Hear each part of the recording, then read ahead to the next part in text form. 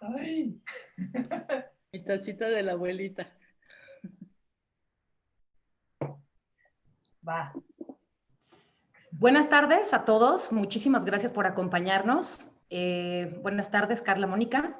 Hola. Ahora las introducimos para que todos conozcamos un poco de quiénes son y por qué andamos por acá. Este es un espacio de la Dirección de Literatura y Fomento a la Lectura de la Coordinación de Difusión Cultural de la UNAM. Como saben, estamos ahora en celebración de uno de los festivales más interesantes, me parece, de Cultura UNAM, que se llama el ALEF.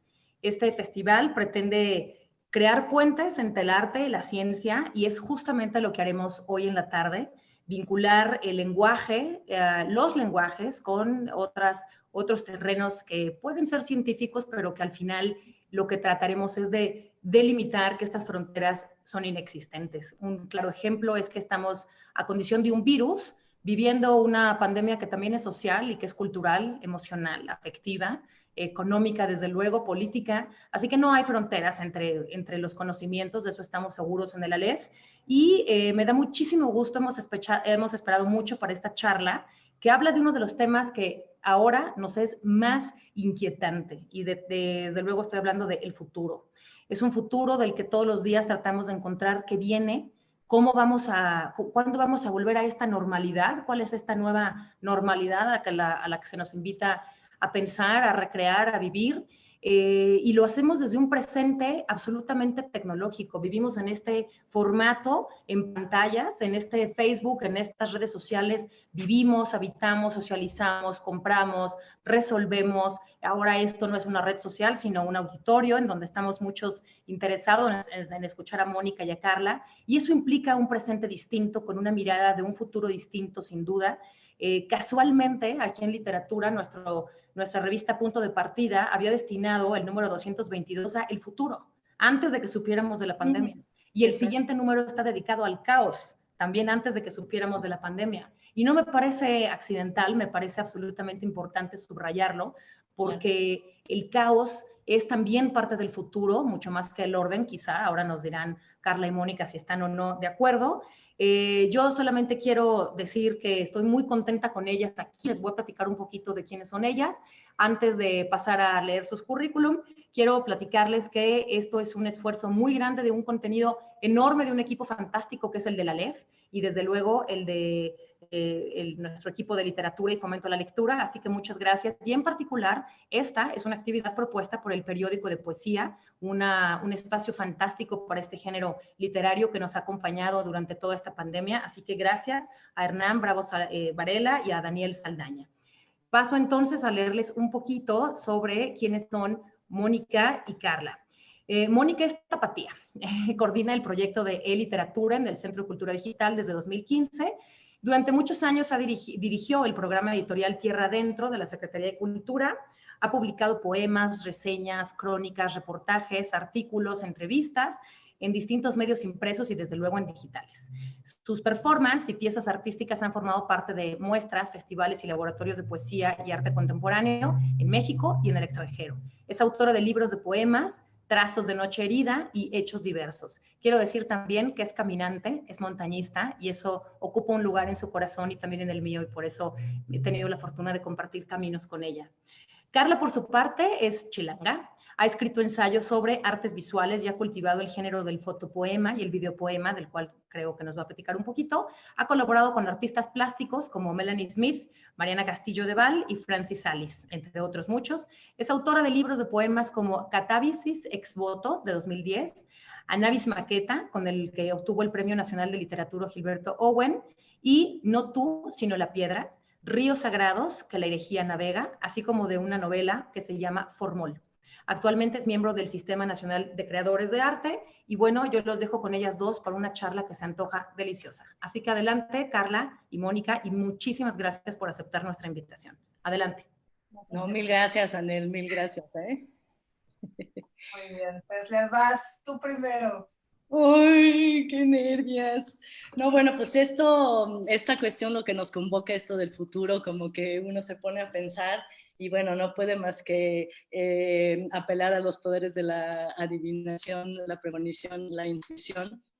Y bueno, pues yo la verdad lo que me puse a pensar, lo que me gusta pensar cuando pienso en lo que vendrá, que obviamente es sinónimo de incertidumbre, me gusta recordar a Adorno, a Teodoro Adorno, que escribió, cuando escribía sobre las relaciones de teoría y praxis, y obviamente hablando de la revolución, que una vez en su cumplimiento en movimiento social accedía a una etapa o a un espacio en donde lo que privaba era el no saber qué debe hacerse.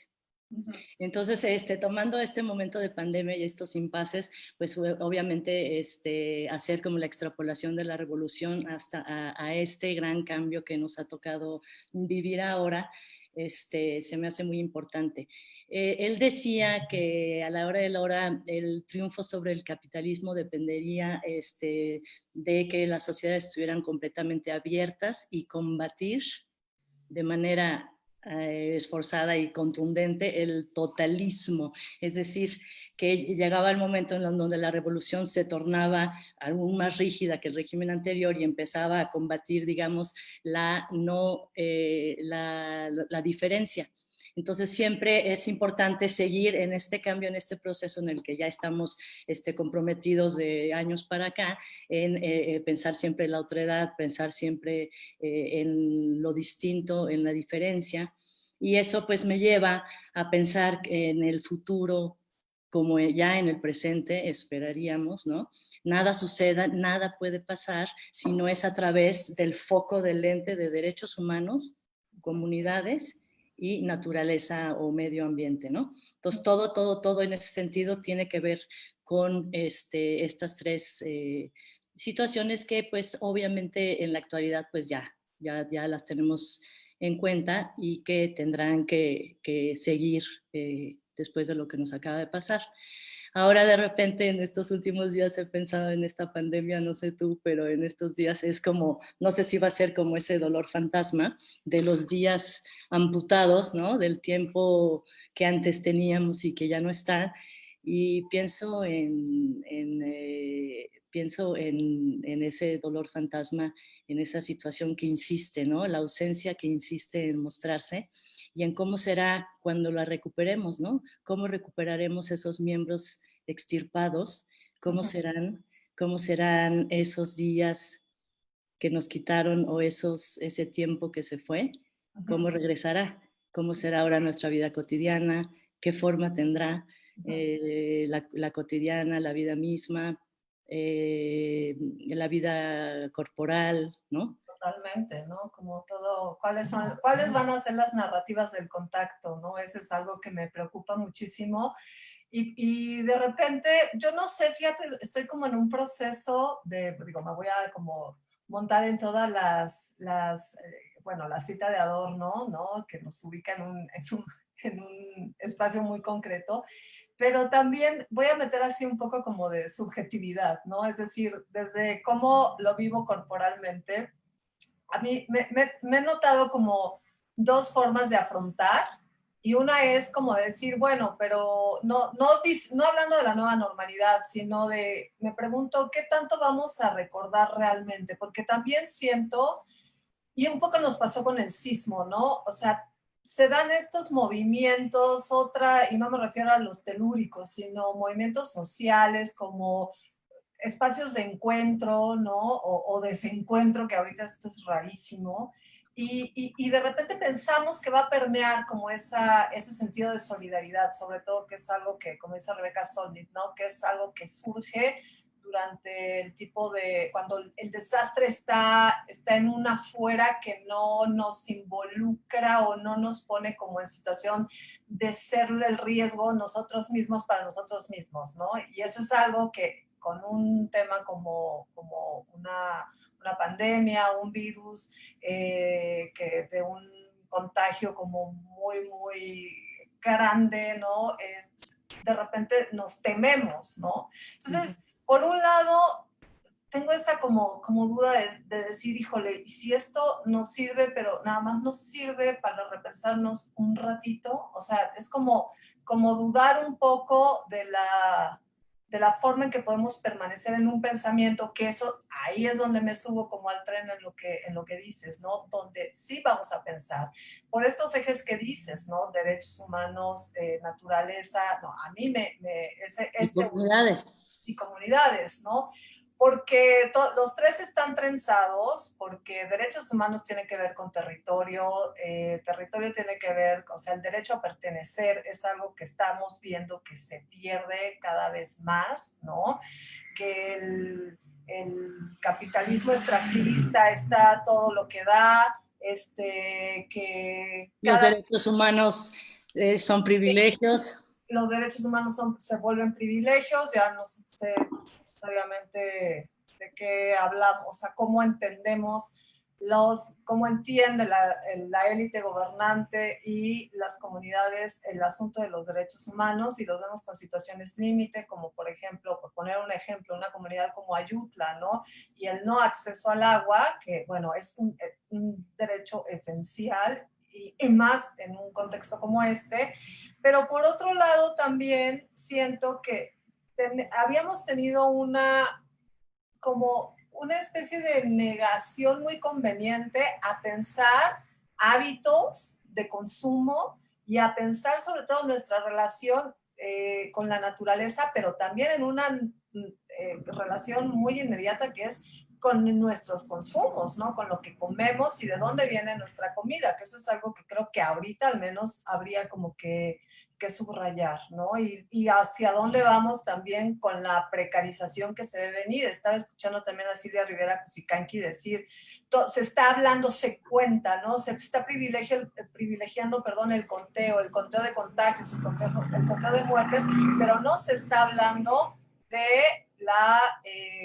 la precarización, la pobreza, el límite de la circulación de alimentos, el qué va a pasar, el cómo, o sea, qué va a pasar con productores, qué pasa con el campo y qué ha pasado de años atrás y cómo lo estamos, o sea, tenemos como que relacionarnos más con eso, ¿no? En ese sentido también, pues, replantearnos como comunidades. A mí a veces se me hace como súper complicado de repente, o que parece muy complicado, replantearse comunidades en una ciudad como esta, que es una ciudad sobrepoblada, y es llegar y reconectar con la cuestión comunitaria, con la cuestión de barrio, con la cuestión de vecinos, es como importante de tejer, ¿no? Fíjate que ahorita que decías de cómo dudar de esta cuestión de la oposición individual y colectivo, entonces yo siempre pienso, ¿te acuerdas el libro ese que tanto recomendaba Sergio González Rodríguez, el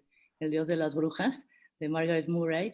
Sí. En donde explica una cosa maravillosa a la que yo verdaderamente me agarro siempre, en la diferencia entre las religiones y la magia. Entonces, la religión, justamente el problema es que ubica el poder fuera de ti, fuera del individuo, mientras que la magia ubica el poder dentro de ti.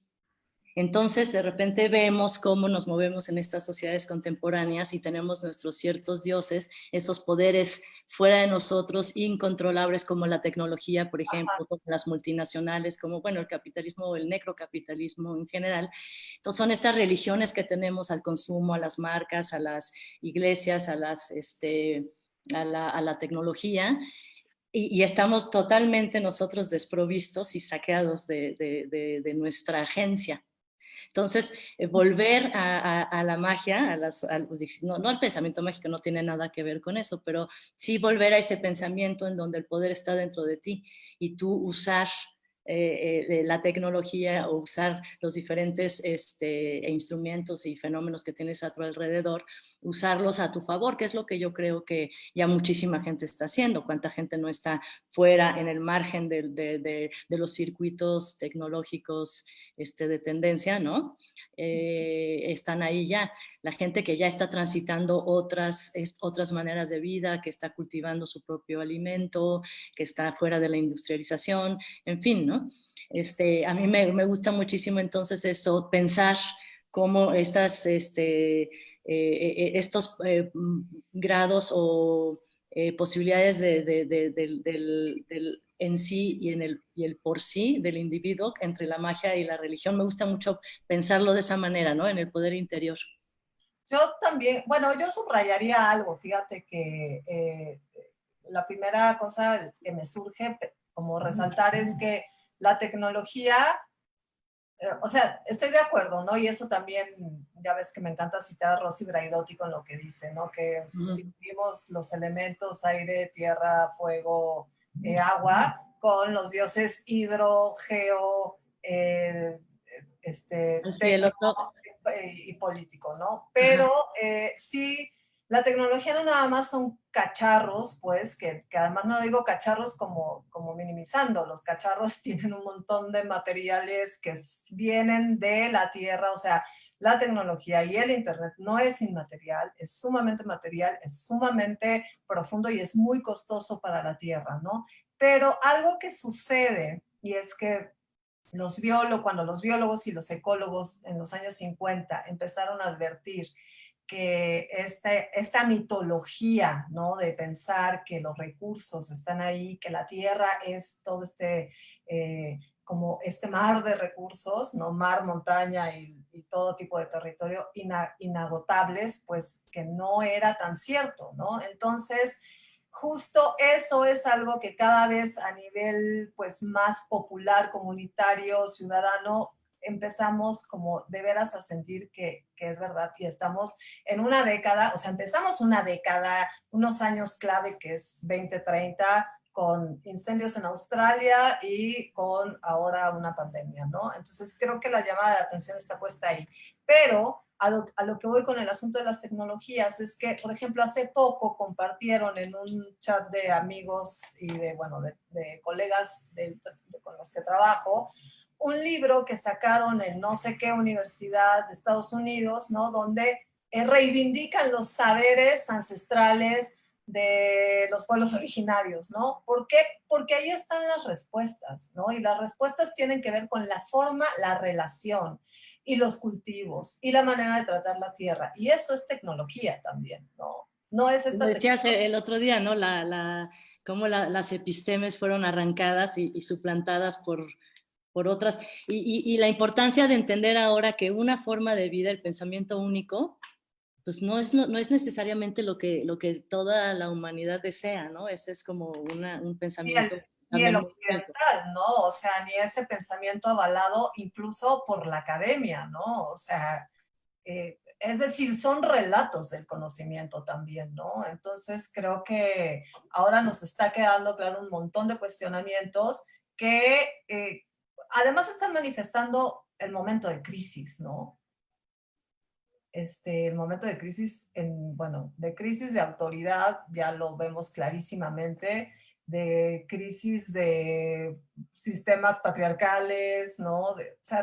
Y bueno, yo me acuerdo que alguna vez un amigo que se dedica a cuestiones de salud, ¿no? Con medicina alternativa, decía que pues las crisis son procesos curativos también. Digo, sin irme al tema de seamos optimistas y como en una cosa muy idealista, sí, idealista hippie, pues, o sea, sí hay un momento clave y hay una dosis que me parece como interesante, ¿no? De vivir este momento. Hay una cierta dosis del momento que me parece interesante, pues, que logro como salir desde afuera, desde este observador al que tanto aluden los sistemas de pensamiento no occidentales, ¿no? Como ese observador que desde esa distancia puede tomar decisiones y juzgar y considerar cambios de rumbo, ¿no?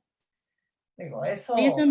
Ahí es donde, bueno, ahorita me hiciste acordarme de tu texto, el más reciente en este país, porque también la pandemia nos recuerda, nos da como esta sensación de poder atávico, de que somos un solo cuerpo, ¿no? A nivel global. Y eso me hizo pensar mucho en tu texto y en cómo reflexionas en el cuerpo también como paisaje, ¿no? No nada más onírico, sino psicológico, ¿no? Me gusta mucho esa parte que aprendiste de esta autora, ¿cómo se llama? Anne Sheffer. Ajá, exacto. Me gusta mucho, hay como muchos aprendizajes, ¿no? En lo que ella apunta. Sí, y es curioso porque, bueno, es un texto que ella escribe cuando se está terminando la Segunda Guerra Mundial, ¿no? Entonces eso es algo que, digo, viene a cuento porque justo algo que empezó a suceder en Twitter, bueno, en un espacio que además también ahorita me gustaría a mí hacerte unas preguntas respecto a, ¿no? Una de las salidas ante estos confinamientos donde no nos podemos ver con personas ha sido recurrir, porque no nos queda de otra y porque están ahí a las pantallas, ¿no? Y a mí me llamó mucho la atención que una de las primeras salidas fue justo empezar a desarrollar iniciativas desde las redes como para encontrarse. Y una de esas fue la que propuso Robert Macfarlane, que es un escritor escocés, y propuso leer La montaña viva, que es este libro de Nan Shepherd, y justamente ellos en ese grupo de lectura que se armó de manera abierta en Twitter a través de un hashtag, el Reading Virus, decían que los momentos eran parecidos, ¿no? Que era como que ella había aprovechado, era un momento como para ir hacia adentro, pero ella se fue hacia adentro de la montaña también, ¿no?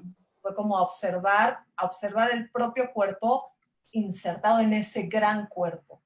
Pero yo creo que ese es un proceso epistemológico también, ¿no? O sea, podemos pensar qué pasa si te sitúas corporalmente como estamos en otro cuerpo, pero al mismo tiempo tú eres el planeta y el medio de otros microorganismos, que es lo que dice, bueno, varios, entre otros Timothy Morton, ¿no? Que es el que insiste como en todo el tema, en su libro de humanidad, ¿no? Como de pensar justo en eso, en lo no humano y vernos como ese agente también, o sea, ese espacio para que otros organismos con los que convivimos y de los que necesitamos, porque si no tuviéramos ciertos microorganismos, o sea, el habla viene de uno de ellos, ¿no? Entonces, nada, pues pensarnos menos en el centro como especie y ubicarnos más en una cadena y en un sistema de relaciones también.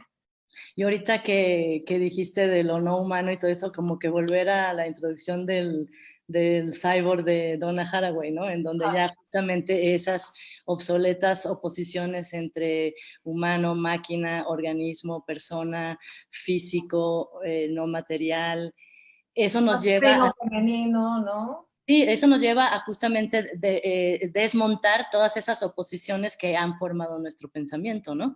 Que es bueno, malo, profano, sagrado, mujer, hombre, sobre la que está basada y que tiene que ver entonces también, volvemos siempre a nuestro círculo familiar, al lenguaje, ¿no? Entonces, justamente el lenguaje como pensamiento y entrando un poco a lo que esta plática nos une, es el lenguaje o el arte, ¿no? Entonces, a mí también otra cosa que me gusta es que estemos bajo la línea temática de la vida, ¿no? Se me hacía súper bonito ver ahí nuestros nombres y decir, la vida, es genial. Sí, pero de veras, así, ¿cómo se da? ¿Qué actualidad? No puede ser que lo escribió en 84 Donna Haraway y es de una actualidad, pero brutal, ¿no? Es brutal ya efectivamente pensarnos en el outside total, en el margen absoluto y el ser cyborg, ¿no? Es la rebelde absoluta, ¿no? El fuera de todo. Ya contestar todo. Y eso, bueno, yo creo que a eso vamos cada vez más. Sí, ajá, y ella misma lo ha llevado como más allá de la metáfora del cyborg, también en el último libro, se me fue, bueno, como quedarse con el problema, ¿no? Es como seguir con el problema, es la traducción al castellano de Helen Torres. Y bueno, hace varias propuestas, ¿no? Una de esas pues habla como totalmente de todo el asunto de la simpoiesis que propone Lynn Margulis y también habla como la metáfora de la composta, ¿no? Como esta... Ay, bueno, es maravilloso, sí. En lugar de lo humano es lo humusmano, ¿no? Y cosas así, Sí, ¿no? Es y también como la cuestión de hacer parentescos, ¿no? Hacer parentescos, lo dice así claramente como hacer parentescos y no, más que familia, ahora sí que más que familia son parentescos, porque en esos parentescos y con esa simpoiesis, lo que se refiere es como establecer estas relaciones que descentralizan lo antro, ¿no? Y es más en una relación como esto, como en este composta que sostiene la vida y que está pues compuesta por muchos tipos de organismos. Te me quedas congelada y pienso que te voy a perder para siempre, mi Fessler. Ah, ya me congelé o no. No, ya volviste al Con movimiento. lo que acabas de decir, me acuerdo siempre de por qué el arte, ¿no? Como un poco compartir el que justamente en donde vamos a encontrar esta diversidad, este desorden, este margen y este pensar de otro modo es en el lenguaje o si quieres en las expresiones artísticas. ¿Y por qué es importante la creatividad o por qué es importante el arte? Porque es justamente salirte del ordenamiento, del discurso informativo, del discurso de la comunicación cotidiana, del discurso político, como quería Orwell, ¿no?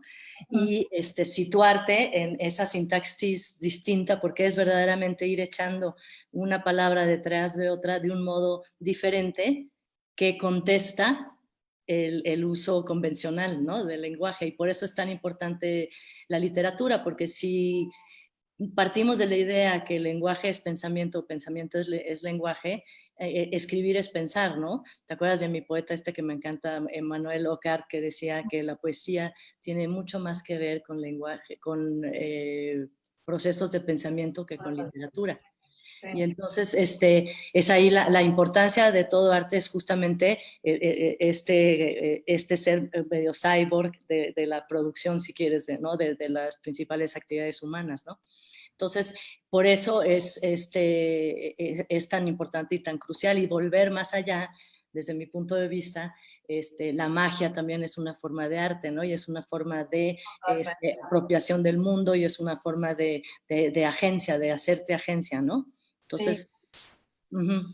Y además también te iba a preguntar cómo era lo que decías, esto como que relacionabas como el conjuro, el hechizo, ¿no? Sí, porque de repente las diferentes formas de lenguaje en el arte, por ejemplo, que siempre estamos peleándonos, ¿no? Y bueno, ¿qué es más importante, la imagen o el texto, ¿no? Ajá, sí. Y como justamente los fenómenos de la percepción y los sentidos que nos encarnan, ¿no? Y pues yo digo que a la hora de la hora sí siento que el lenguaje, no, la imagen, perdón, es el hechizo. Sí, y el texto es el conjuro, ¿no? Entonces pienso esta relación así del mundo en el que nos movemos, que es obviamente, como dicen, el siglo del ojo, sigue siendo y va a ser todavía más el siglo del ojo y el siglo de la ultrapercepción, el que sigue 21. Pero también, como quería Malraux, el siglo 21 será espiritual o no será, ¿no? Entonces, sí, bueno, sí, ya está, bueno, esperemos, sí. Pero bueno, entonces en esa relación también, ¿no? De estas realidades, digamos, del texto y la imagen, pues sí, pensarlo así como el conjuro es lo que activa a la hora de la hora el hechizo, ¿no? Que es el texto. Sí, claro. Sí, porque tienes razón, como en estas competencias que se juegan, que cada vez las veo como más difícil de sostener, ¿no? Incluidos también la cuestión de los géneros y las diferencias de todo tipo, ¿no? O sea, lo transgénero está en las prácticas artísticas, ¿no? Que cada vez es como, tenemos muchas herramientas a la mano como para nada más situarnos en en una sola práctica que no incluya o que no involucre o que no fusione o que no teja o que no pregunte por el uso de otros lenguajes, por un lado. Y por otro lado, también fíjate que yo le añadiría ahí un asunto, yo creo que algo que le pelea mucho a la imagen es el ruido, ¿eh? O sea, el sonido, pero el sonido llevado a ruido, porque el asunto de la contaminación sonora, que eso es algo de lo que difícilmente hablamos, pero mucho nos quejamos, ¿no? Ay, no, y a mí sí me afecta muchísimo porque tengo oído de perro. Ajá. Y bueno, oigo así a kilómetros. Pero lo que sabes que pensé ahorita que me dijiste de la contaminación, ¿Qué? como la gente que se opone al lenguaje inclusivo dice que que se oye horrible y que no, y que casi por eso no es correcto, ¿no? Y no entiende cómo justamente no es una cuestión de gramática, sino es una cuestión política, ¿no? Y podemos estar de acuerdo en que se oye espantoso, pero es una decisión política que vendrá y permeará, así como la nueva música permeó en los circuitos clásicos, ¿no? Sí, y así como nos acostumbramos a la voz electrificada en el radio y en el gramófono, ¿te acuerdas? Amplificada, ¿no? Y sin presencia, que eso era algo que... Era espeluznante, ¿no? Era espeluznante, ¿no? ¿Qué es eso que se oye que no veo? Ay, ya, no, bueno, no, pero ¿sabes qué? Te quería decir también sobre las disciplinas, que es impresionante, porque obviamente, bueno, los griegos, en fin, todo lo que tú quieras sobre las diferencias, ¿no? En las prácticas artísticas, pero en el siglo XVIII, Bato, ¿te acuerdas? Este señor Bato, Bato, que fue el que dividió las bellas artes, pues, ¿no? Danza, teatro, bla, bla, bla, poesía, obviamente, y seguimos en esa división de las bellas artes de Bato, que es siglo XVIII.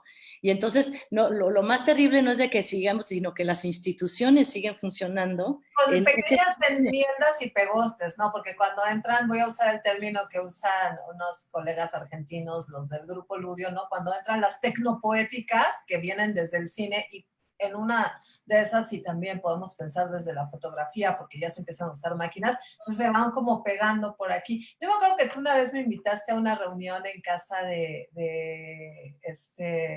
Pedro Frideberg, donde está un artista visual y pintor que decía, no, la fotografía no es arte. Yo decía como, perdón. O sea, exactamente, ¿a qué siglo me transportaron? Perdón, no, era, pero además, olvídate de que si digan o no digan, el término de negarle la clasificación a algo y decir, eso no es arte, como, eso no es literatura, es como, ya, no sé, no le encuentro como el sentido del regateo, ¿no? Pero bueno, es divertido. A nosotros nos gusta, y no digamos, no vamos a negarlo, como un poco ponquetear por ahí, ¿no? Es como con lo del lenguaje incluyente. Pues no, a mí no me interesa que sea incluyente, yo quiero ser disidente, me encanta poner la X como una disidencia, me encanta decir no estoy de acuerdo, me encanta realmente como no, pues no me gusta, si no estoy de acuerdo con la forma en cómo estoy siendo nombrada, porque no me siento reflejada, a mí tráiganme todas sus normas lingüísticas de quien quieran, no les voy a hacer caso. Nadie dijo que son verdades en piedra, y aunque sean, tengo otras piedras. Ahora sí que... Sí, yo tengo otras piedras. Tengo otros datos. No, y además obviamente lo que hemos dicho, obviamente el lenguaje es del hablante. El lenguaje es de quien lo trabaja. Exactamente, no. Vaya que lo trabajamos ahí. Oye, pero a la hora de la hora, para continuar con el empeño del futuro. Sí. Claro que no te llame. Imaginar, sí, esta continuo participación más activa, según yo, de la parte creativa, de la parte de más agencia ciudadana, que es justamente el autoconsumo. El otro día hablábamos de que, híjoles, ¿qué va a pasar con la gente que de autoconsumo? Cómo a lo mejor entra en un terreno mucho más vulnerable, ¿no? En su círculo de producción de su autoconsumo, en fin, ¿no? De su propia comida. Esas son las grandes preguntas. También pienso que en las oposiciones que debemos demoler, hablando de Dana Haraway, en fin, también está esa, ¿no? La de lo crudo y lo cocido, o civilizado y salvaje o primitivo, ¿no? Estas también ya se están rompiendo totalmente, por lo mismo que tú estás diciendo, que estamos volviendo a las epistemes que realmente convivían con el mundo. Por un lado, y por otro también estamos invadiendo todo lo salvaje. O sea, si ahora estamos tú y yo hablando a través de un monitor, es por una invasión al mundo silvestre, digamos, ¿no? Entonces, bueno, salvaje desde qué punto de vista, ¿no? Exacto, pero bueno, hemos vivido en esas oposiciones que yo creo que sí se van bueno, ya están así diluyéndose, la verdad, de manera rápida. Como siempre digo yo, la rapidez del mundo me parece escandalosamente lenta. Pero sí, el futuro yo me lo imagino así, me lo imagino después de esto, como decías el otro día, parar las máquinas. ¿Qué significa parar las máquinas, no? A la hora de la hora ya sabemos que el ser humano pues somos los mismos, hemos sido los mismos durante milenios. Es que esto nos va a cambiar, la gente se forma en cola en el Sahara apenas la dejan salir, ¿no? Sí. Pero también yo sí creo, ahí vamos al terreno de las comunidades. Sí siento que está emergiendo por todo el mundo una idea de la necesidad de la comunidad como, primaria como organización social para poder vivir, para seguir viviendo, ¿no? De repente, acuérdate como de repente yo digo, ay, bueno, es tan siglo VI creer que los pinches políticos nos van a solucionar los problemas, perdón, ¿no? Que la política nos va a solucionar el problema, y justamente el futuro yo me lo estoy imaginando mucho más comunitario, mucho menos fuera de la usura, que el otro día poníamos el sí, poema este de la usura de Pound, que es así electrifante. Entonces, sí, más fuera de todas esas cosas, y un mundo en donde vayamos más de las necesidades creadas a las creaciones necesarias, que ya va a ser mi eslogan de mi. Pero sí me lo estoy imaginando. Vamos a caer en la contradicción de vamos a hacer las camisetas que digan. No es cierto, no vamos a hacer una camiseta que diga.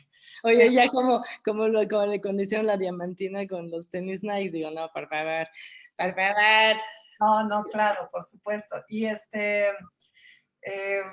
te iba a decir, pero estoy viendo que en el chat ya tenemos varios comentarios. Ay, doctor. Sí. Pero, no, sí, la necesidad urgente como de volver al tema de la comunidad, y no en una cuestión de comunidad idílica, o sea, las comunidades son problemáticas también, o sea, no hay ninguna solución de vida que no tenga tensiones y no tenga contradicciones y no tenga obviamente, sus espacios de dificultad para resolver, ¿no? Es simplemente no dejar todo en un control y en algo que es como voy, toco el timbre para que se resuelvan cosas y voy y reclamo, sino realmente, o sea, algo que yo siempre discuto, y eso lo tomé es una frase que dice mi muy querido amigo Alfonso Díaz de las terapias narrativas, ¿no? Nos han secuestrado, tenemos secuestrada la idea de futuro, porque parece que no tenemos injerencia y es casi imposible tener una agencia propia que diga, pues no me interesa caer en cuestiones de consumo desaforado y demás. Y justo eso no permite el pensamiento y la organización comunitaria, ¿no? Pero estamos rodeados de ejemplos, o sea, hay ejemplos de comunidades que luchan por derechos al agua y por la defensa de su sistema de creencias que tienen que ver con esta forma de ver los elementos y la naturaleza como espacios de reciprocidad, ¿no? Con las que se corresponde, con la que hay un respeto, con la que, o sea, yo me acuerdo de haber escuchado a una compañera mije en un encuentro feminista que decía, para los mijes, las rocas que tú mueves de un camino te las vas a encontrar después en el más allá, ¿no? Todo eso que mueves de la naturaleza se puede regresar, y no como una amenaza, sino como una huella y un tipo de escritura. Es hermoso, ¿no? O sea, todo lo que estás haciendo es una escritura. Entonces, ¿qué tipo de escritura estamos haciendo de la vida en el planeta también, ¿no? De nuestro paso, al menos. Aquí hay que mencionar como el doctor Roberto Cruz, queridísimos saludos, dice, los siglos pasados fueron los de la imagen y el texto, y el siglo por venir es y será el del ruido y la interferencia. Pues sí. Y del glitch, así como de repente te me glitcheas, tal cual. Y una cosa interesante que yo exploraría, el desfase, ¿no? Este sonido que sale en un tiempo y llega desfasado, bueno, porque así sucede, pero nos hace pensar en ese margen que no es error, es tiempo de transmisión, ¿no? Y bueno, ayer estaba leyendo a McFarland también y decía que lo que es visible en el universo es como un 28%, ¿no? Y todo lo demás es, o sea, está dentro de materia oscura y un montón de cosas más, ¿no? Pero, o sea... A ver, ahorita, perdón, ¿terminaste, Mona? No, sí, estaba viendo yo también los primeros comentarios. Es que nos preguntan que cómo se llama el libro. El libro, sí, el de la magia. Ese es de Margaret Murray, se llama El Dios de las Brujas, y es completísimo reporte de lo que fue, digamos, la masacre de las sociedades anteriores a la imposición del cristianismo en Europa y cómo se fueron borrando justamente los otros grupos de población y obviamente el ataque a las brujas. Y es también toda una meditación sobre cómo, pues digamos, el sistema, si quieres, ordena y desplaza la diferencia, como decíamos al inicio, desplaza a lo otro y definitivamente a lo que no se aviene a sus conveniencias, ¿no? Entonces, es genial ese libro de Margaret Murray. Bruno García dice, resiliencia es la capacidad de salir con la menor afectación ante escenarios distópicos. Sin embargo, nos deja parados ante una gama amplia de posibilidades inexistentes a la situación anterior. Y manda saludos. Gracias, Bruno. Ese era más comentario que... Luego, Jimena de la Macorra, gracias por compartir sus reflexiones. Marta Patricia Montero nos dice las secuelas de quienes tuvieron coronavirus en estado crítico y lograron salir. Otros desafíos ahí también, completamente, ¿no? Cómo quedan esas huellas y cómo, digo, que eso también es o sea, estamos apenas, bueno, ni siquiera sé si estamos entendiendo la situación, ¿no? Y creo que lo que sigue es un complejo, un complejo proceso de comprensión que ahí sí tiene que ser colectivo o no será. O sea, algo que nos ha enseñado o lo que ha traído esto es pensar que de veras estamos mucho más unidos, ¿no? O sea, y nos lo vino a decir un virus de lo que pensábamos o de lo que queríamos reconocer. Sí, y también, perdón. No, digo, porque el neoliberalismo te habla del triunfo individual y de cómo tienes que ser bien chingón y destacar y casi cortando cabezas a tu alrededor. El rollo del self-made, no, self-made, nada, no somos nada si no hacemos comunidad, ¿no? Sí, y la originalidad o sea, todo eso que hace que el mérito sea propio es, bueno, o sea, digo, para mí es un mito, pero también esta cuestión como que de una manera muy primaria y muy básica que se trata de estar, o sea, de sobrevivir y de estar puesto ante nuestros ojos con una micropartícula invisible que nos detuvo la maquinaria y nos está alejando, impidiendo tocarnos y hacer exorcismos en persona, ¿no? Oye, una cosa de lo que me hiciste acordarme es que te acuerdas que estábamos rolando el otro día el de Mark, el de Fisher, el de lo raro y lo espeluznante. Sí, lo raro y lo espeluznante. Y lo que me parecía así maravilloso y tiene que ver con lo que acabas de decir, es cómo define él lo raro y lo espeluznante, ¿no? Tiene que ver con dos, es genial cómo lo define. El que haya algo donde no debería de haber nada, y el por qué no hay nada donde debería de haber algo. Sí. Entonces eso yo lo relaciono así directamente de que sales a las calles y no hay nada, donde debería estar lleno de gente no hay nadie, donde debería estar lleno de coches, no sé qué, ¿no? Entonces, bueno, los perros y los gatos definitivamente se preguntan que donde debería de haber nada. Y donde debería haber justicia no la hay, y donde debería de haber investigación no está, ¿no? Y donde debería de haber un sistema de personas que buscan personas, que no, es más, donde no deberían de existir los desaparecidos, ¿no? Es decir, estamos ahí llenando estas preguntas del espeluznante que también se nos presentan ahorita, y qué va a pasar ahorita que salgamos de esta, ¿dónde van a estar las cosas ubicadas ahora, no? Sí, oye, Feder, hay que seguir con los comentarios, porque si no, ya creo que tenemos 8... No, este es para ti. Rox Urbiola, ¿qué poeta dijo? Yo creo que es... ¿no? Manuel Ocard. Ajá. Emmanuel Ocard, H-C-Q, Ocard. Ajá. Y luego Abel Fernández, realmente estamos en el siglo del ojo, sin duda, y piensa en el Homo Videns, ¿no? Libertatorio. Y bueno, Roberto Cruz, que ya vimos, gracias maestro Cruz, bueno, doctor Cruz, no maestro, que siga siendo el maestro para mí. Karen González, ser autorresponsables y ver por el bien común, como en la sociedad japonesa. Y Jimena de la Macorra vuelve a decir, Lo de yo tengo otras piedras, bueno, ya. A ver. Ese era comentario a las otras piedras, ¿no? Sí, Ana Claudia Nepote, viva el nepotismo. En este sentido, este es el nepotismo que yo avalo, el de mi sobrina saludando. Dice, esta pandemia también trae un desfase propio. BZ Urbieta Morales, la identidad humana está secuestrada por el eurocentrismo, totalmente. Bueno, creo que estamos viendo también, si uno escucha a personas como Gladys Zul, Yasnaya Aguilar, Silvia Rivera, vemos que justo está trabajando mucho, ¿no? Sí, estamos entendiendo como otras cosas también gracias a esas voces, ¿no? Es decir, ya tenemos muy claro que la idea de progreso, esta idea de la vida de una manera solamente, eso ya se acabó, cada vez permea más la realidad y la conciencia de la pluralidad, ¿no? Sí. Y de que hay muchas formas de vida y que la idea de progreso pues es el mejor negocio del colonialismo, ¿no? Pues es porque es la exportación de tecnología, Claro.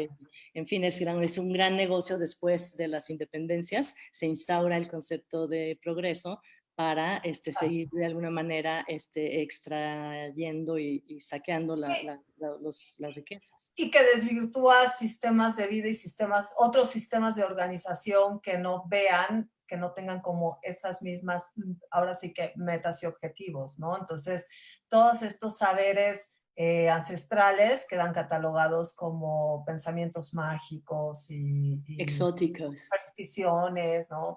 En fin, y bueno, es complejo y tendríamos que ir hilando fino también, porque... Pero un poco que nos están preguntando de la poesía. Sí, es lo de Javier Odiseo. Javier Odiseo, ¿qué dice? Ahorita que hablaron de la disidencia del pensar y del escribir, del arte, ¿cómo nos acercamos a la escritura? ¿Creen que el misterio juega algún tipo de papel en el acto de escribir?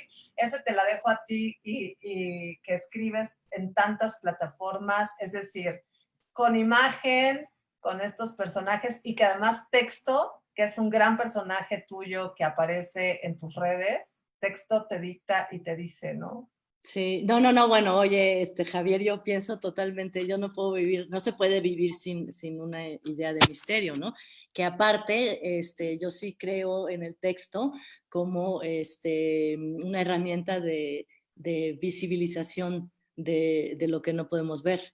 Es decir, inventamos el lenguaje, inventamos la escritura para hacer visible lo que sentimos, lo que pensamos.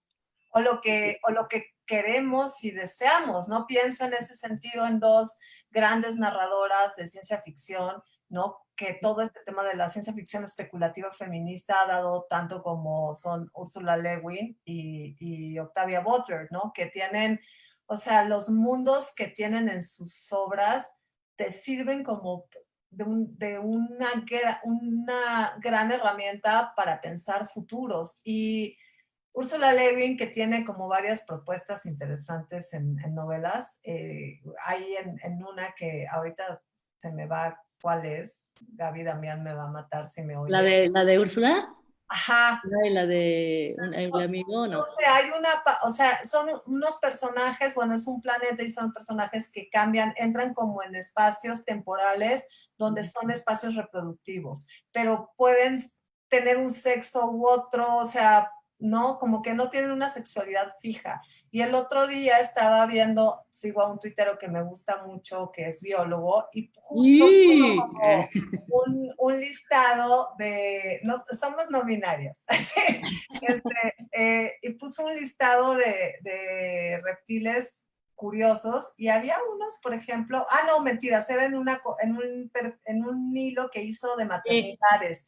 Y hay unos organismos biológicos, ¿no? Que cambian o sea, que no tienen sexualidades fijas también, ¿no? Entonces, lo de Ursula Le Guin, que puedes decir, bueno, es una cosa especulativa, o sea, eso es la vida que está también alrededor. Entonces, yo creo que eso se refiere Haraway y Cyborg tanto, ¿no? Se refiere a Le Guin porque siempre la cita. Sí, ella sigue mucho, sobre todo con todas las recursos de ficción, o sea, como todo el recurso especulativo, digamos, como la ficción especulativa, que es uno de sus así como las líneas, y bueno, lo hace en las historias de Camille, ¿no? Que es está también en Seguir con el problema, y ese es así, como estos personajes justos de los niños del compost, ¿no? O sea, Dice Darío Carrillo que la novela de y la Lucy, mano La mano izquierda, izquierda. la oscuridad, ajá, la mano izquierda de la oscuridad. Bueno, pero no le terminé a Javier de decir lo del misterio. Bueno, ya te dije que, Sí. que es justamente la herramienta para mí, para hacer visible lo que,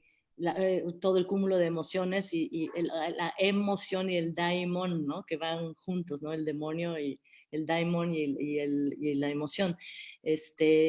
Y la imagen, si quieres, así como decían, ¿no? La fotografía, la invención de la fotografía te ayuda a fijar justamente lo que no ves, ¿no? Entonces, por eso sí son universos y es profundamente misterioso el lenguaje, ¿no? A la hora de la escritura, pues cuántos, en estos ejercicios de Perec que hacía del perro, por ejemplo, ¿no? Pues cuántos perros hay en la palabra perro, ¿no? Sí. Cuando yo digo perro, tú piensas en el de tu abuelita, yo pienso en el que me mordió de chiquita, la otra piensa en el French Poodle de su vecina, en fin, ¿cuántos perros hay en la palabra perro?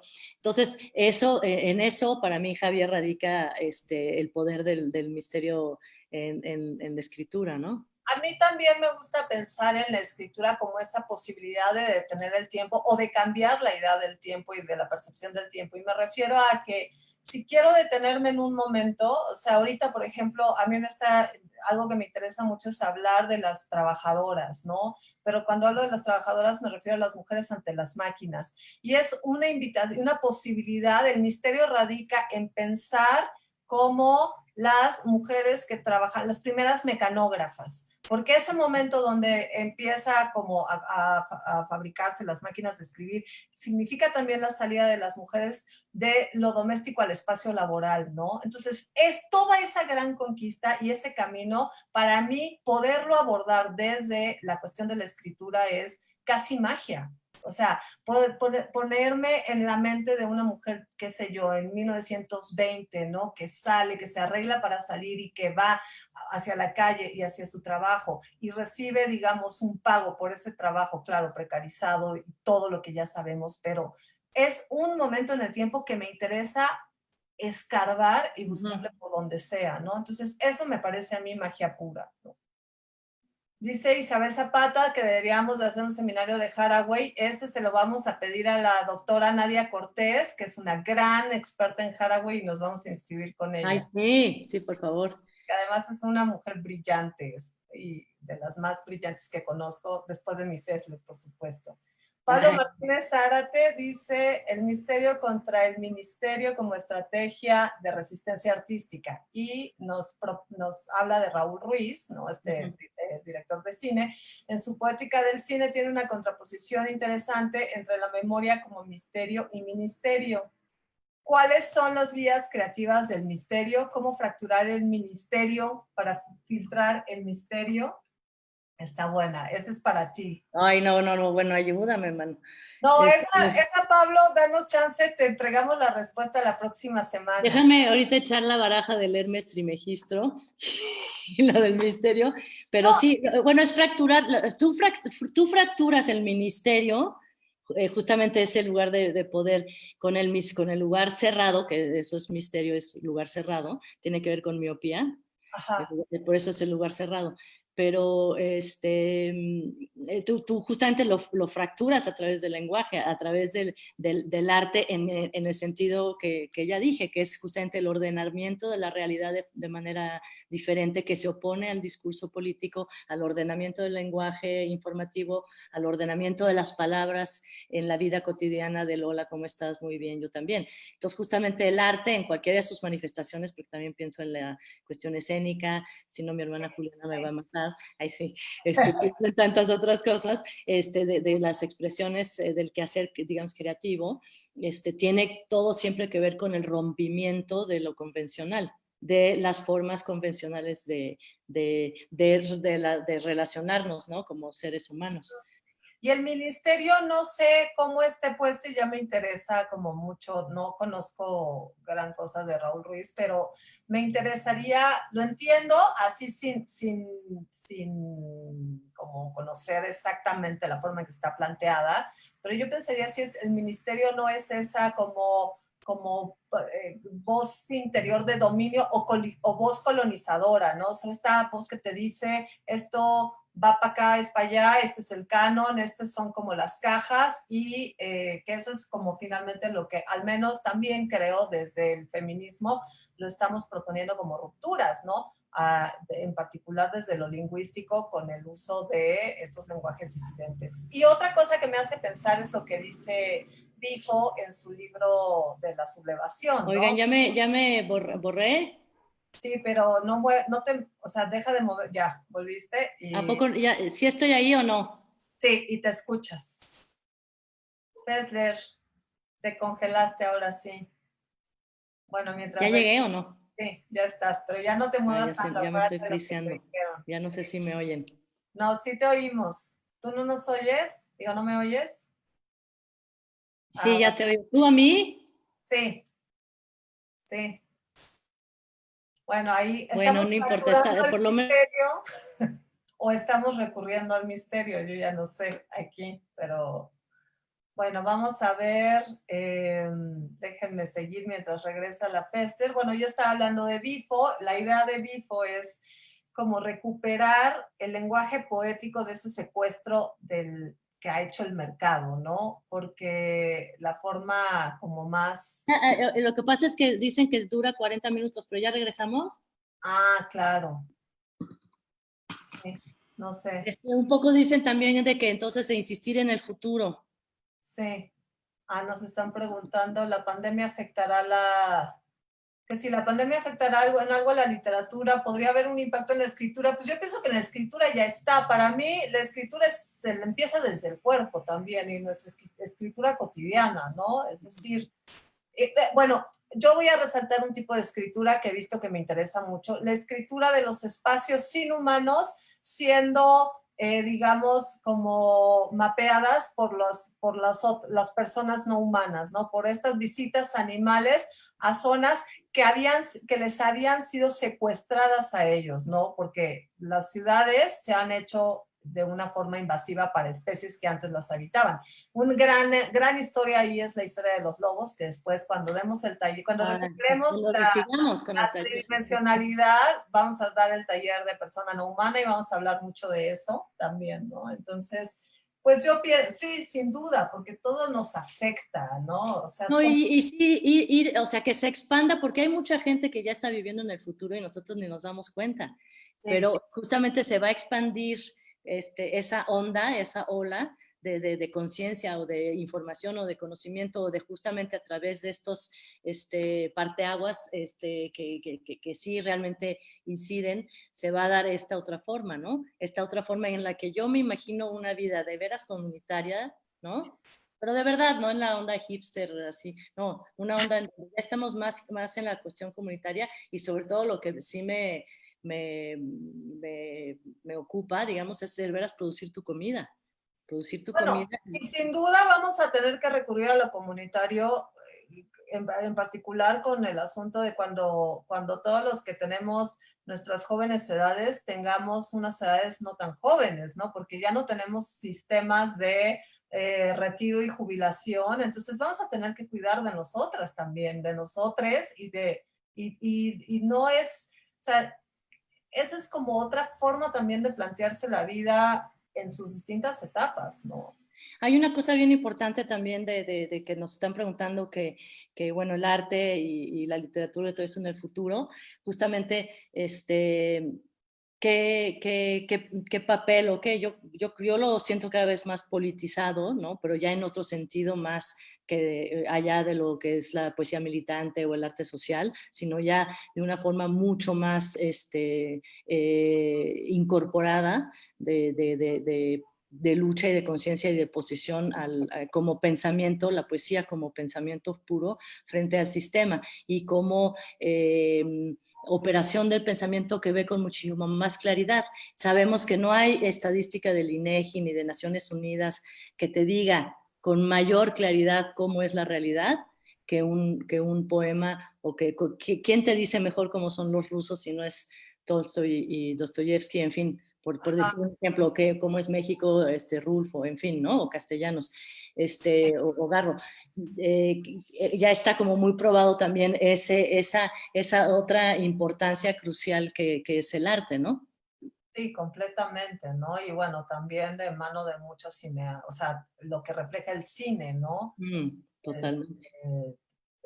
Sí, completamente. Digo, ahorita que Pablo puso como el tema, yo estaba pensando en este realizador chileno, el de Nostalgia de la Luz, por ejemplo, Patricio Guzmán, que habla increíblemente como de todo el asunto de los desaparecidos en Chile, ¿no? Durante la dictadura y de la búsqueda de esos desaparecidos también, ¿no?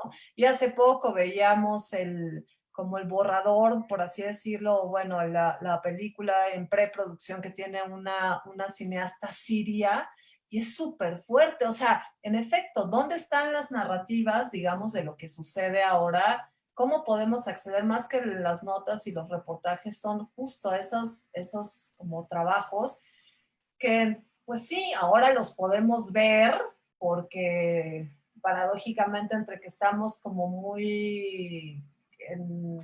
tenemos esta infoesfera que al mismo tiempo nos causa muchos problemas, ¿no? Que esa es otra de las cosas que yo quisiera que esto funcionara. Yo sí necesito un detox de pantallas y a eso aspiro cuando salgamos de esto, ¿no? O sea, como necesito ver gente que no esté mediada por un monitor y por puntos de luz, ¿no? Oye, no, bueno, ya es que también a mí me gusta mucho pensar en las poéticas capitalistas. ¿Te acuerdas que te conté un día de cómo los imaginarios así de sueño, de Rêve, que fueron, por ejemplo, el automóvil, que era justamente el momento de la libertad individual, el poder del traslado, del viaje, y se convirtieron De la velocidad que era súper seductora, ¿no? y súper seductora la velocidad, y que se convirtieron en herramientas de explotación, si quieres, de que tú te tienes que comprar tu coche pues para ir al trabajo y regresar a tu casa. Y en Otra, modelos de producción, ¿no? O sea, todo el asunto postfordista, bueno. O es que sea, ahorita eso me nació la poética también de la pantalla y de la telecomunicación, ¿no? Como también la televisión. Oh, qué dolorosamente nos has decepcionado, televisión. Una caja que hubiera podido ser la cosa más maravillosa del mundo, en donde salieran por ahí origamis y dinosaurios y fantasmas, y sale y escupe pura mierda, ¿no? El radio el radio todavía sigue siendo maravilloso, pero en este sentido de la magia y la religión, y en cómo como individuos en la magia tenemos nosotros el poder, es maravilloso como yo siento que cada vez nos vamos a acercar a tener control sobre este tipo de sueños que resultaron frustrados por el manejo. sí, no sé, porque por ejemplo, las primeras comunidades, y ahora sí, o sea, la primera como reivindicación también de la posibilidad de libertad y de otros parangones, digamos, se dio justo en las comunidades internautas en los años 90, pero cuando se dieron cuenta lo del gran capital, que también en Internet había dinero, bueno, y surgen monopolios como no habíamos visto en mucho tiempo, ¿no? Y ahora, bueno, ni qué decir de toda la cuestión extractivista de datos, ¿no? Del algoritmo No, y que... todas las comunidades que les quitan las concesiones de radio, en fin, es que ya el Estado como que estorba más bien, ¿no? Entonces, justamente todos esos artilugios que serían, se les debería de haber dado un uso maravilloso, están secuestrados pues por todos las multinacionales y los estados gobernados por ellas, ¿no? No, completamente. Entonces, bueno, algo que yo siempre como que propongo es que sí necesitamos alfabetizaciones digitales, no para dominar y tener idealizada la tecnología en un tecnoutopía. O sea, no soy tecnoentusiasta, hay que ser tecnocríticos, pero para ser tecnocríticas tienes que saber cómo funcionan estas cajas negras, ¿no? Y tienes que descajanegrizar la caja Y saber también, pues bueno, qué estás regalando, ¿no? Y que tú eres la bolsita de los datos y recurrir a las comunidades y a las prácticas de hackeo en el buen sentido, ¿no? Porque se le ha hecho una fama popular al hacker como si fueran estos piratas mala onda y no, hay una ética hacker. La ética hacker quiere decir no darle tu información a la computadora de alguien más, que eso es la nube, no es este espacio, no es vaporoso y no es poético, ¿no? Son un sistema de cables y unos servidores enormes que calientan y necesitan mucha agua y están operados por firmas con nombre y apellido y con consorcios y cuentas de banco, ¿no? Y en fin, eso no podía irme de esta conversación sin hablar de esto. Exactamente, se tenía que decir y se dijo. Exactamente. A ver, hay otros comentarios. Mario Robles, ¿será que un virus está desenvolviendo la parte más poética de uno mismo? Híjole, pues ojalá, pero no sé. Es decir, nos está ayudando a entender y darnos cuenta de que todo lo que sentimos, y no solo eso, sino de poner atención a lo que sentimos y reflexionar la empatía, la soledad, etcétera. Pues yo quisiera pensar que sí, también Pues tengo... sí, yo sí, claro, obviamente acuérdate que justamente el peor de los pecados modernos es la improductividad y pues también mucho para eso, eso es el arte, ¿no? Es el peor de los pecados por improductivo. Entonces sí, a la hora de la hora justamente el quehacer literario es justamente de alguna medida es mucho una disidencia. Bueno, Y te pero es vas que... a ese otro lugar tuyo, ese otro lugar. Pero justo... Acuérdate que el inconsciente es pues a la hora de la hora es el lugar que nos hemos inventado para vivir, ¿no? Yo sí creo, Mario?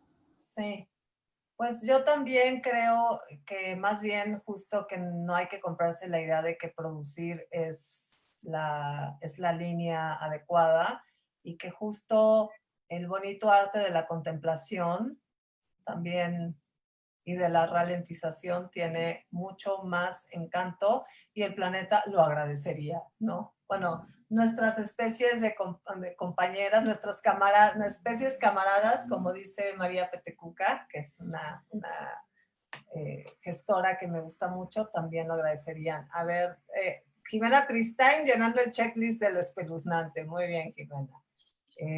A alguien le gustó Detox de pantallas y a ver, ¿qué comunidades de hackeo activista conoces, Mona? ¿Como pues Rancho Electrónico están, o no? sí, Rancho Electrónico, están también varias compañeras, varios grupos de mujeres, están las de la Chinampa, que están en la zona de Tláhuac, y también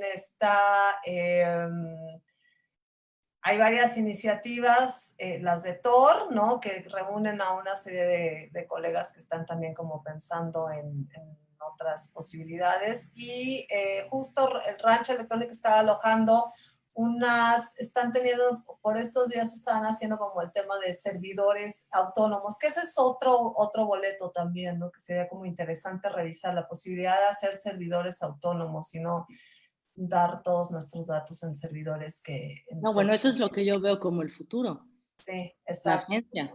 Como Y tener... luego, ¿qué comunidades? Ah, no, ya, Olivier Agis dice, ¿creen que la crisis del COVID cambie los porqués y para qué de la poesía? Los para qué, los porqués de la poesía.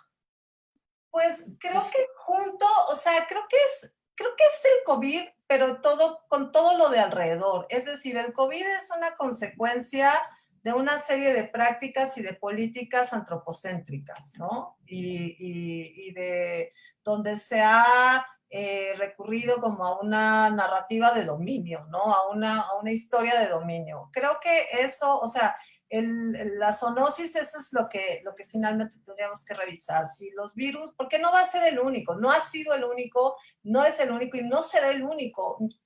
Mientras tengamos este sistema de macrogranjas de alimentación o sea, hay un gran problema de producción de alimentos. Y esto tiene que ver, o sea, creo que mientras más personas pensemos, y para eso funciona muy bien, eso lo decía también Isabel Zapata en la presentación de su libro en Oaxaca, ¿no? Que ella encontró en la poesía también esta forma de hablar de cosas que eran políticamente importantes, como el asunto de los animales, ¿no? De la situación de los animales en el mundo y en la relación que tenemos con ellos. Y creo que para eso, esa es también una función, como bien dice Carla, si la poesía es ese sistema de pensamiento también, pues estamos pensando desde la poesía qué onda con la tala de los árboles, ¿no? ¿Qué onda con la contaminación de las aguas? ¿O por qué no respetar la vida de los ríos? ¿Por qué no entender que los ríos están vivos y los estamos matando con un montón de sustancias nocivas, ¿no? Que matan la vida que vive ahí y la vida de los alrededores también, ¿no? De las comunidades que se... Es decir, yo diría que los porqués y los para qué de la poesía están cambiando constantemente, ¿no? Como que también hay que acordarnos de cómo la realidad ha impactado la poesía o el arte y el arte la realidad. Es decir, cómo absorbió y digirió, por ejemplo, el surrealismo, digirió todo Freud y digirió, ya lo hemos dicho mucho lo del futuro. Y por ejemplo, ¿qué fue, por ejemplo, Fluxus, ¿no? Cuando el arte a la calle, pues es toda una consecuencia de los movimientos sociales que se vivieron en esas épocas. Como que siempre el arte absorbe, ¿no? Regurgita o también divulga la realidad social y económica y política. ¿Qué es el arte, por ejemplo, cuando Luna Marán, que es una cineasta que está en Guelatao, en Oaxaca, está proponiendo como un sistema de cine hecho por la comunidad también, ¿no? Con otros relatos, con comunidades viéndose a sí mismas y pensándose desde sí mismas y proponiendo sus propias historias y no están siendo narradas por un otro blanco, de ciudad, de no sé qué, que no tiene nada, o sea, desde luego, siempre cambia, pero yo sí resalto mucho, o sea, que sí está la poesía en constante cambio, pero sí resalto mucho la importancia del asunto del aquí y el ahora nos trae, es un eco que tiene 50 años o más, ¿no? Es el tema de la crisis de los recursos del planeta y de la forma en que tenemos que pensarnos, como dice Donna Haraway citando a Nat Singh, ¿no? Estrategias para sobrevivir en un planeta herido. Y sí implica como un montón de cosas. Implica como repensarnos y resituarnos. Por eso es tan importante este término de situar el problema que dice Donna Haraway, ¿no? Sí. No, sí, ya siempre está en permanente diálogo lo que sucede, ¿no? Como, no sé cómo estamos de tiempos. A mí hasta me hablaron del banco para acosarme y se quedó la señorita oyendo nuestras sabias intervenciones. Ay, ya, señorita, no le va a pagar, nada más le digo. Exactamente, ¿no? Bueno, son las 7:13, no sé, nuestros amigos. Entonces, el futuro, otra vez, así como para ya cerrar, el futuro, bueno, pues sí. Todo lo que hemos dicho, ¿más alguna cosa que quieras aportar? No, acaba de entrar otra pregunta. ¿Pueden dar sus percepciones de cómo la poesía puede ser mediadora entre la nueva normalidad y la educación, principalmente educación básica? No, pues eso, yo creo que justamente las nuevas normalidades o mortalidades, o como los queramos llamar, los nuevos imaginarios, en la educación es básica justamente introducir el elemento de la imaginación en el ser humano.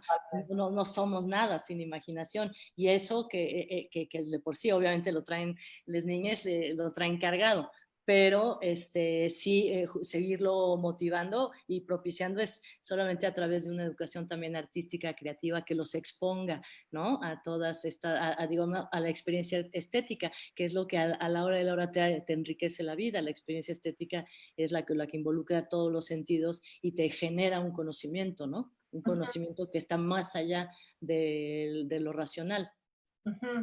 Pues para mí, como imaginar que el futuro, digamos, será comunitario. Quiero decir que no desproveer de nuestro pensamiento otros sistemas de organización, otros modos de organización, y también poner como en primeros planos los afectos y también las éticas de cuidado, ¿no? Porque las éticas de cuidado subrayan como la importancia de, pues bueno, la importancia puesta no en la cuestión de, de capitalizar y de tener, y de la producción, sino más bien de dentro de lo complejo que puede ser el término, dentro del bienestar y de lo que conserve a la vida, ¿no? O sea, lo que fomente vida.